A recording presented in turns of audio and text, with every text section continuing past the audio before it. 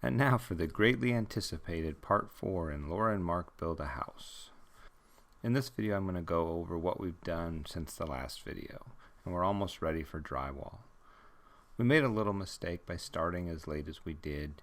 It turns out that you can start the house late in the summer, but there are some things you really need to have done if you plan on working in the winter. You really need to have the electrical and plumbing already in so it can be inspected, because we weren't able to start the drywall until the electrical and plumbing were inspected.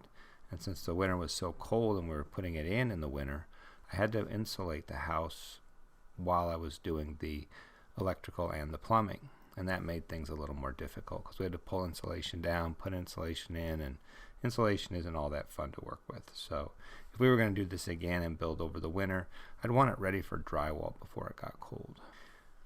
In this video the images will be a little out of order, but I'm just going to go over what we've done since the last. This was the final wall that I put in. It's actually a 2x6 wall. We ran a plumbing vent through this wall right here, but I wanted to take a picture of the final framing interior wall. And this is Laura putting in the final door. As you all know, she's the master carpenter of the two of us. And this is me on the inside, making it look like I'm actually working.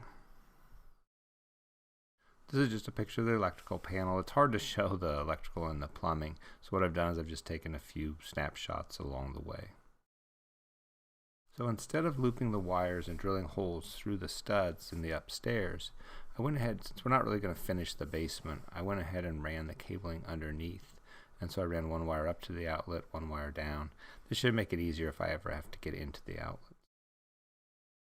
We decided we had such a small house that we wanted just a little more storage. So this is going to be a little area above the stairs so we can access through the bathroom to store some things.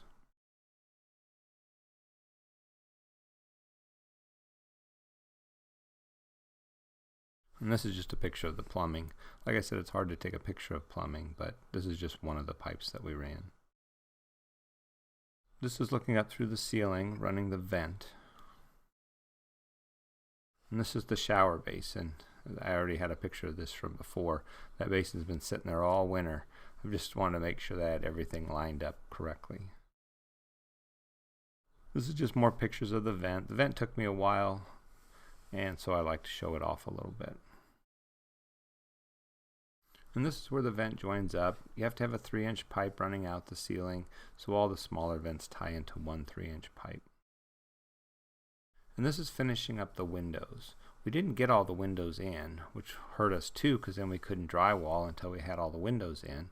So one of the other things I would recommend having done if you're going to work over the winter is allow enough time in the fall to get all of the windows in. You don't have to get the siding on, but if we had had all the exterior windows in, there were some other things we could have done.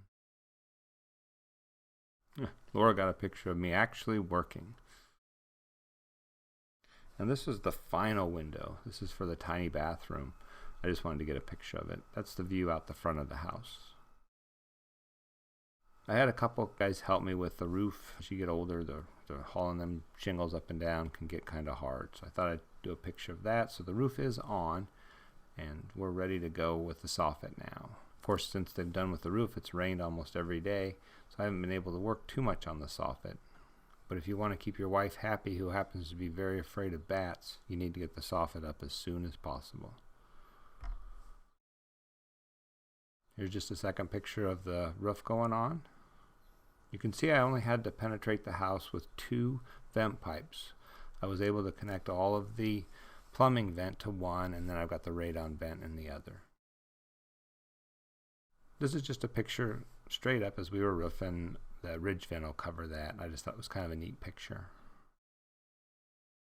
Now this is the way it sits right now. All the windows are in, so this is the front of the house. It's facing north. We're calling this the front of the house. It faces north. The road is on the west side of the house. So even though this is the east side of the house, we're calling it the back side of the house because the road sits opposite of this side. This is the south side of the house, which some people may consider the back of the house. And then this is the west side of the house. This is probably the front of the house. This is the side that the road is on. And this is Laura hard at work cleaning up the yard. found a lot of bricks in the dirt that we've been moving, so she piled it all up, and then we had a guy come and haul it all away. And that's about it for this video. We're hopefully starting on the drywall next, and then that will lead to some more pictures, and hopefully videos a little bit quicker. But I kept taking pictures of this as I went along, but it really wasn't enough to make a video, and these videos are pretty short, so hopefully the next video will come out a little bit quicker.